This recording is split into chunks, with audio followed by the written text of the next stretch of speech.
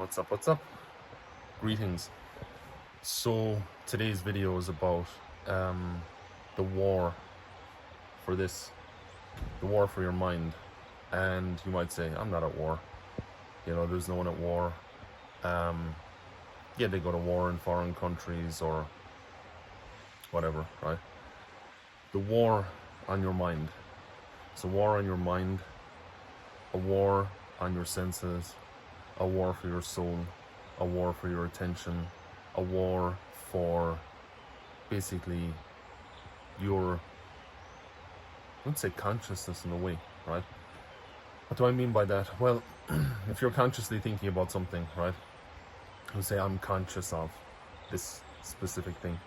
I'm thinking about something, conscious of it, right? So, you know, how's your conscious mind or your subconscious being hijacked by the information that is being given to it, fed to it daily, on a daily basis, right? So they say, hear no evil, see no evil, speak no evil. And, you know, if there is something that is coming out of you, something that you want to speak about, first let it pass through 3 gates. Is it nice? Is it kind? Is it necessary, right? The Buddha said, let it pass through 3 gates first. So the biggest thing basically is the war for your mind. Now, am I talking about a specific person wanting to get into your mind, right? Am I talking about a specific corporation or government or this or whatever? No. I'm talking in general. And I'm saying in general that there are many, many things that want to infiltrate your mind to stop you doing the things that you know you should be doing. You're distracted, right? You're distracted, you're just distracted. And distraction means that you are not going to be able to focus. And if you have no focus, then you have no capacity to be able to get done what you need to have done, right? So war on your mind. So visual wars, audio war. And so basically anything that you're listening to, seeing, speaking about, what are you speaking about on a daily basis, all these things, extremely important. Why am I doing a video on this? Because Nomad Nexus is very specific. It's global access points, right? That's what it means, Nexus, right? That's why the word was made up, or the name of Nomad Nexus, right? Global access points. In other words, points all across this realm. I won't say globe, but I'll say this realm. Yes, right? This realm. Global access points, this realm. And on those points, there are people, right? So people in southern Argentina, or people in China, or people in Vietnam, or people in Europe, or Stockholm, or wherever that might be. And they're wanting to get free. Free in their mind, free in their thinking, free in their body, free in their soul, free in their expression, free in their speech. But the problem is that they cannot, right? In their perception, they cannot. They've tried, but they can't. And the reason they can't is because they are bombarded with information, this, that, families pulling them this way and that way, and all this stuff, right? So family pulls me from here to there to here, you know, somebody says this and this and that, and all the time, a war on the mind, a war on the senses, a war on the... And so they run to comfort, right? They run to alcohol or drugs or food or whatever, or just something to get them away from themselves for just a little moment so that they may experience the high or the comfort that comes with basically being passive. So they're passive, they're not thinking, they're dumbed down, completely dumbed down, through multiple different things, right? Like I said, drugs, information, overload, this, that, you need this, you need that, advertising, this, that, all these things that are taking your mind. If you allow your mind to be taken, because you could say, my mind's not taken, I'm fine. And yeah, you might feel fine because you're at a high level of comfort, or you've numbed yourself so much that you go through life day by day by day by day by day by day by day, and you're running around on the hamster wheel. So you're a chef in Stockholm, and you're sitting there and you're like, I need to get out of here. I can't stand this, boss. I can't stand this. I can't stand this. And you might be able to say that it's an acceptance thing. You might not be able to accept that person, or you just can't accept the fact that you have allowed yourself to go into this situation and you haven't found a way out. There are no excuses. Zero. There are no excuses because there are no excuses. There are no excuses. If you're in right now in this current timeline, if you want to call it that, in this realm, if you'd like to call it that, where you are right now, you're there because you have decided to be there. And let me explain. You say, yes, but I have a family, I have a job, I have this, I have that, I have that, I have that. And you come up with all of these excuses. Tons of excuses. Right? What's been impressed upon your subconscious from a very young age, whether it was your father or your mother. Hey John, Mom, I really want to pursue computer science. No, John, you wouldn't be really good for that. Your academic nature, no, it wouldn't be good. It's better for you, John, to work with your hands. Or, no, John, that's not really a good thought. You know, Dad was a chef, so and Granddad was a chef, so you need to be a chef, John. But I don't want to. We're not listening to that. We're not listening to that. Go, and you have to do that. So all these things are pushed upon, which is very, very, I want to say insane, but there's probably another word for that. It's very, very crazy to me that people push their limited beliefs of what they think you can or can't do, or even what they think they can or can't do. They push these limiting beliefs and a limited belief system upon, so they push and they push all of this stuff upon the child, or the brother, or the sister, or the mother, and this is the whole dynamic of the family unit, the hamster wheel. Round and round and round and round we go. Where we stop, nobody knows. You know, the circus, the merry-go-round, the round and round and round and rounds of rounds, because you're in rounds, you're in battle with each other all of the time, because you're in constant conflict, you're in constant friction, tension, and you're numbed out, right? And so going back to the analogy of, you know, the person, the chef that's there, or, you know, whatever, he's in the kitchen, he really doesn't want to be there. He hates his job. He hates his life. This is a public service announcement. This video is for educational purposes only.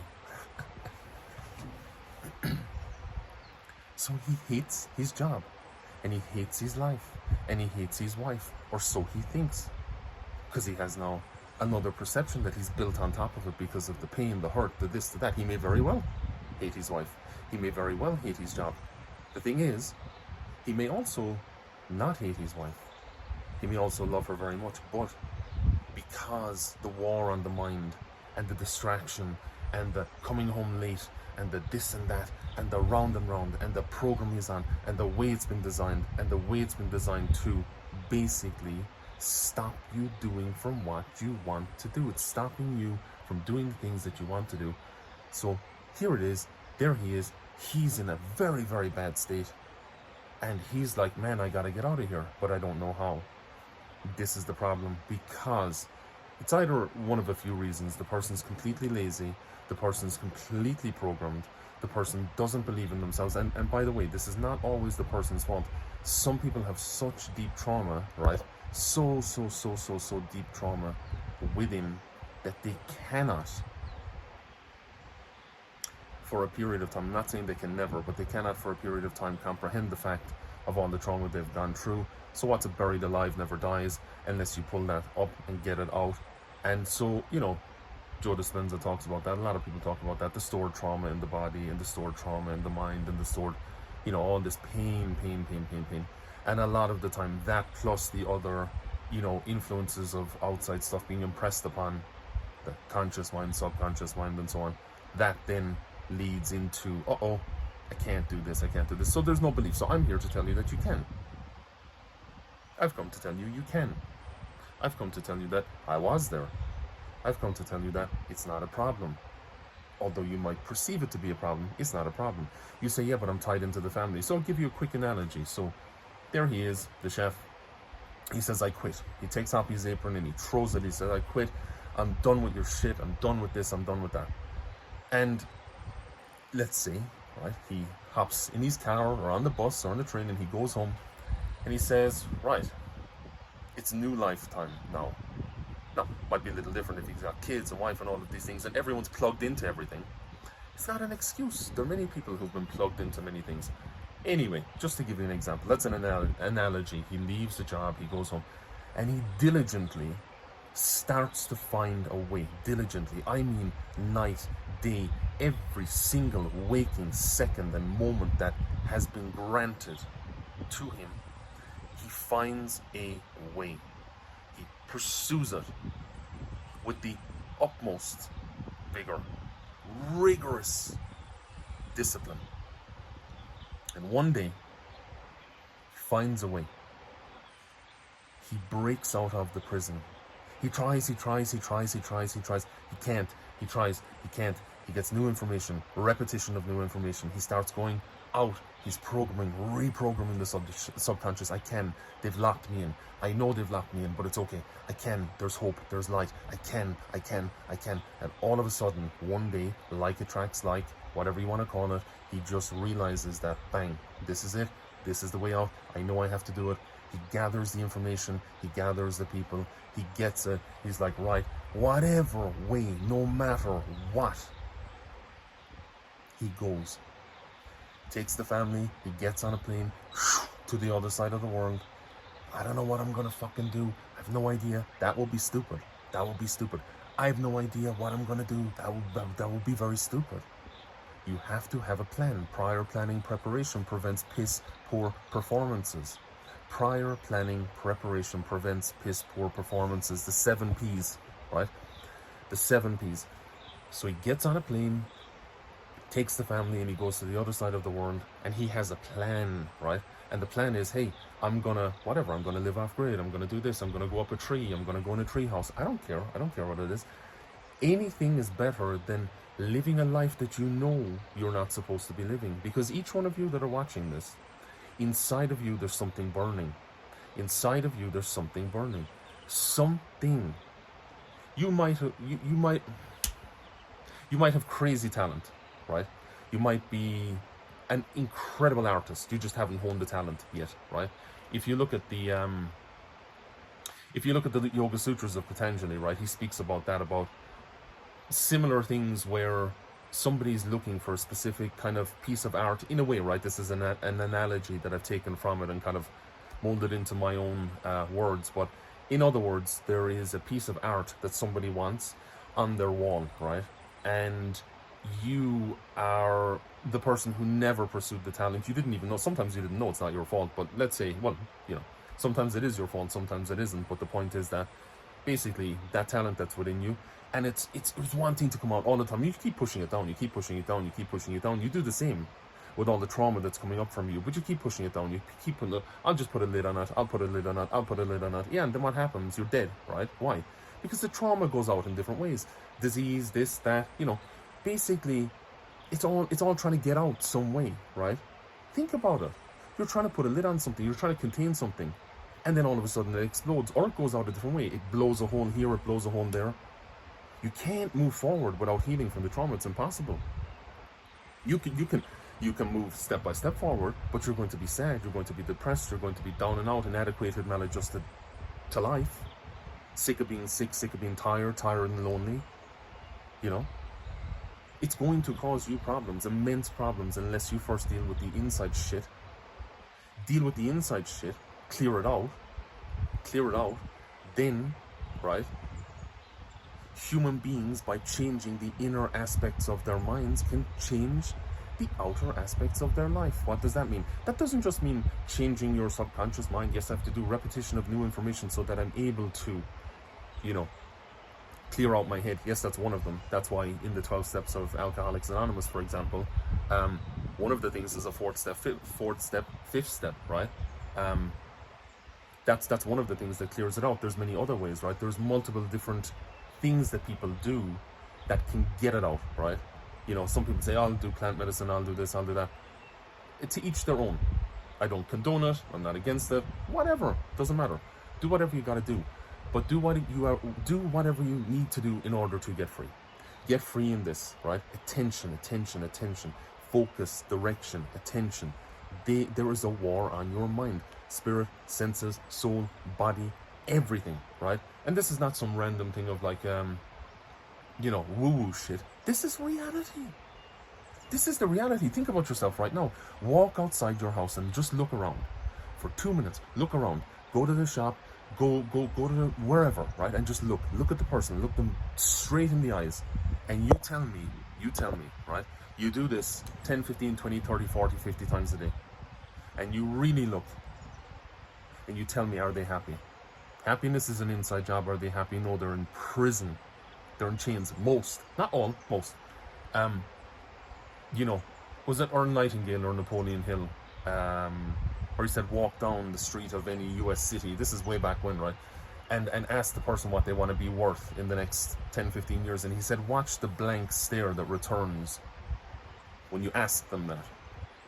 So I say the same thing, not just about money, because it's not just about money. This is about freedom in your mind, freedom in the basically freedom, right?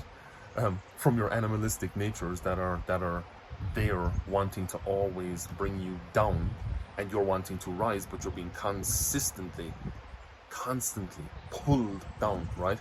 But you have to overcome the animalistic nature, right? And that's the rising of, getting rid of the toxicity, getting rid of whatever, right? It's plastics, metals, this, that, going out, grounding, simple couple of things, going grounding, right? Just grounding, sunlight, sitting, learning new skills, raising the vibration, raising the frequency, so that you may be free in the mind, body, soul, spirit, senses, and so on, right?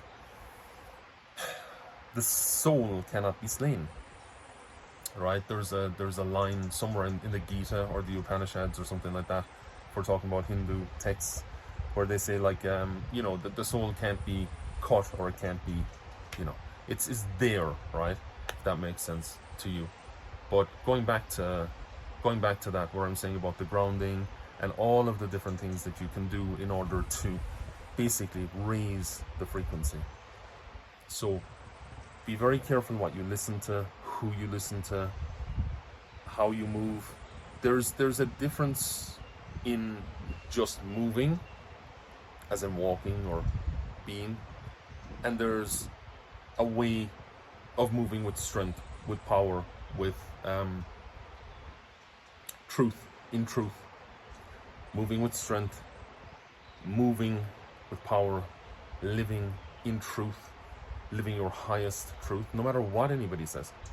Doesn't matter if your family says, I don't believe that. That's fine, you don't have to believe that. Very quickly you're going to find out who is your friend and who isn't. Very, very quickly. That is family members, people close to you, anybody, right? You're going to very, very quickly figure out when you enter in upon this path, or when you decide to accept the path, because many people are already on the path, they just don't know it. But when you fully decide to accept it, something happens whereby these people disappear. Now, I don't know if it's a change in frequency. I don't know if it's just they're like, get out of here, I don't really care. People are saying, the black sheep of the family and this and that. Very quickly, the minute you start speaking your truth, you're going to watch them scatter, right? They're gonna gone. Why? Because they can't handle the truth. You rise, you rise, you rise, you rise king, you rise queen, you rise, you rise. What happens? All of a sudden now, they're around you and they're like, and this doesn't mean, by the way, this doesn't mean that you're better than them. You should never be thinking, oh, I'm better than them, I'm better because I'm doing this. No, no, no. That's their own journey. That's their journey. What I'm saying to you is the minute you start rising, they disappear. They disappear. And you then must decide, am I going to stay this path? Am I going to let them disappear? Am I going to get rid of the toxicity? And that's okay. If you do that, that's absolutely okay. You should never feel guilty. They must go. If they're supposed to go, and you're supposed to be in your truth and your frequency and your vibration, the highest truth and the highest version of you, they will disappear. The fact is, will you be able to accept that or not? Most people can't accept it because they're so deeply programmed into it that they fall back into it, right? They're boom, straight back into it, and they stay in the toxicity.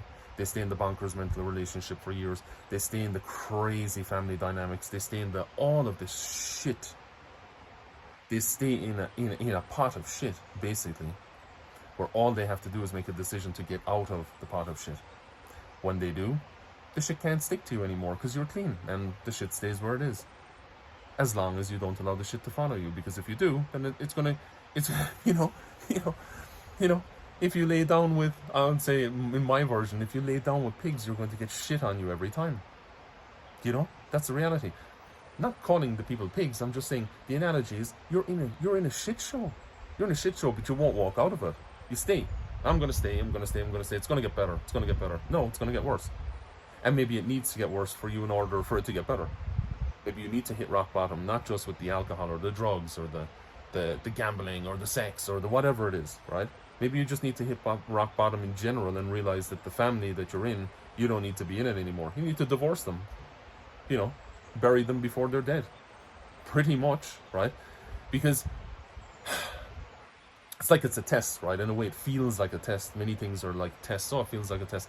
So you move, and you get out of that stuff. So yeah, going back to, so basically the guy who leaves and he's happy now, he leaves, and he's in a different country, and he's, wow, I can't believe that I did that, right? Now, it's basically, again, back to the programming. It's all programming of your subconscious from a very young age. Hitler said, give me the child until 7 and I'll show you the men.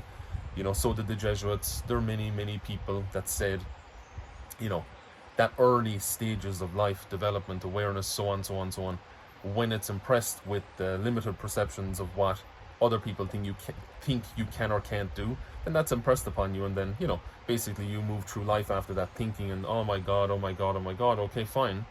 But the reality is that you can change it. Repetition of new information, reprogram the subconscious, get out there. If you're on drugs or alcohol, get fucking clean. I know you say, oh, it's not that easy. It is not so easy, but it is possible, right? So there are a lot of ways to get free. But the biggest one, like I said to you, war on the mind, senses, all of this stuff, and basically being able to move through that by various texts, let's say. There are a lot of spiritual texts out there that you can read, that you can understand deeply, that you can realize that, hey, oh, okay, this is interesting. I used to think this way. Now I don't have to think that way. I am allowing myself to be free, right? And so that's the biggest one. So the message on this is, what is Nomad Nexus? And this is not a sales pitch or anything like that. What I'm telling you literally is, like, I don't care if you join the group, if you don't join the group. It doesn't bother me. The main thing I hope the message lands for you is that you can get free. You're entitled to get free. You can allow yourself to be free. You can get free. And basically, you can live a life where you can be happy. Happiness is an inside job. You're looking at this person, that person, and you're wanting them to make you happy. But that's your job. It's not their job. Oh, she didn't do this, he didn't do that, she said, he said, bullshit. You're not allowing yourself to be happy. Happiness is an inside job. Is there going to be pain for you? Yes, horrific pain. Absolutely. If you are on this path, there is going to be horrific pain. Or if you're on your path, there's going to be horrific pain. And but when you accept the fact that it's going to be painful, and you accept the fact that you have to break away from what's pulling you back into it all the time, like the vortex, right? I like to speak about it as, even if you think about the family dynamic situation and the family this and the family that. Now, granted, some people can still be around families, or, I don't know about that. I had to sever everything completely, gone, on purpose, with direction, with clarity, with focus, with awareness. But going back to it, if you are in that state, if you say everything's energy, right? Their energy, your energy, so you're stuck to that. If you're dealing with their, what is energy, right? Thought, vibration. So they're thinking about you constantly, they're talking to you constantly.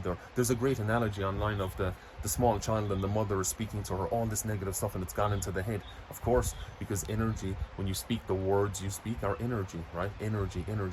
So they're going out. Where do they go? Well, they go somewhere, and if the person is there, they go into them. And if the person doesn't realize that, oh shit, this is not true, this is not true, this is not true, this is not true, okay. If they don't realize that, then it goes into them from a very young age. And it can happen at adulthood, it can happen at any time. Someone's speaking negatively to you all the time. And most people, a lot of people, especially actually empaths and stuff like that, but a lot of people in general, some people let it go in one ear and out the other. They don't care, right? But generally, even so, there's still parts of that sticks unless they're able to get rid of it, unless they're very highly consciously aware of what is being said to them, what is being spoken to them, and so on. So as much as people speak to you, as much as you speak to people, right? You speak out, there's energy in what you say, there's creation in what you say. The same way they speak to you, don't let in that negative stuff, which is why I talk about the subconscious. If you don't keep your conscious mind in check, like, oh, they said this, okay, that's not true, I'll kick it out, no problem, okay.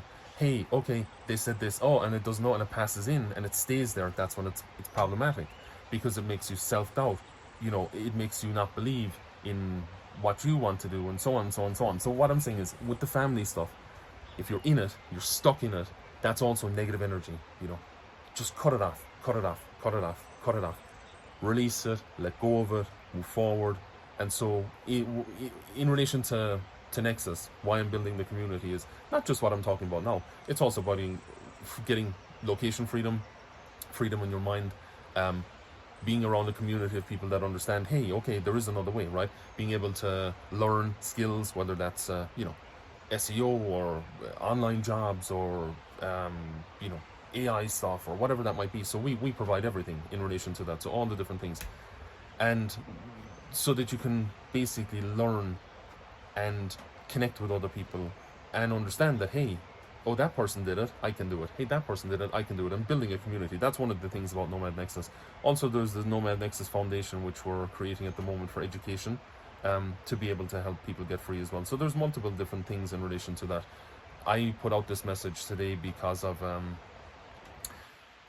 the necessity for this message. And there'll be a lot more to come, but it's very, very necessary that you get free. Listen to me when I tell you that.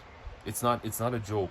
It's not some sort of, like woo-woo shit. No, it's extremely necessary that you get free.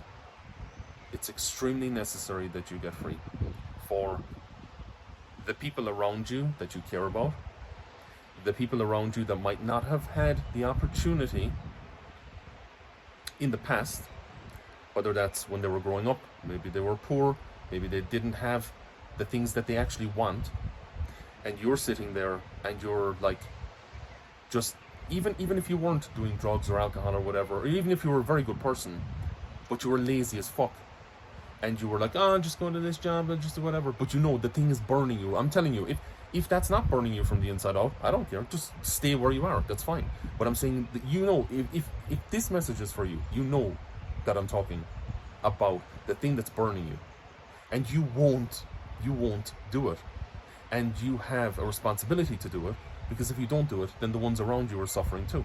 So not only are you suffering, they're suffering. So you're causing their suffering by being lazy, by not doing what you're supposed to be doing. The last analogy of the whole thing, because I'm on a rant for half an hour now, is that the thing that you wanted to pursue, let's say the artist, that person, Rumi says, what you're seeking is seeking you.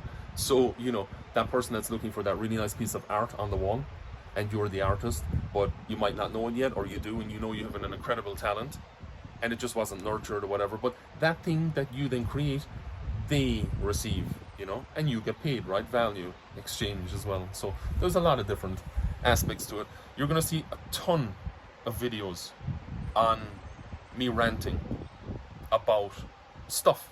Why? Because it's necessary. Why? Because I've been there. Am I the one that's saying, oh, I'm no holier than thou attitude, no greater than? No, no, no, no. I am here, where I am, where I'm at, humbly, because if you don't remain humble, forget about it. You know, pride comes before the fall. Study the texts, listen, decide what you want to allow in, and then when you decide when you are able to decide what you want to go in, watch what happens. Watch what happens when you rid yourself of the toxic people, block, delete. No explanation. No need. You don't need to explain yourself anymore. You don't need to.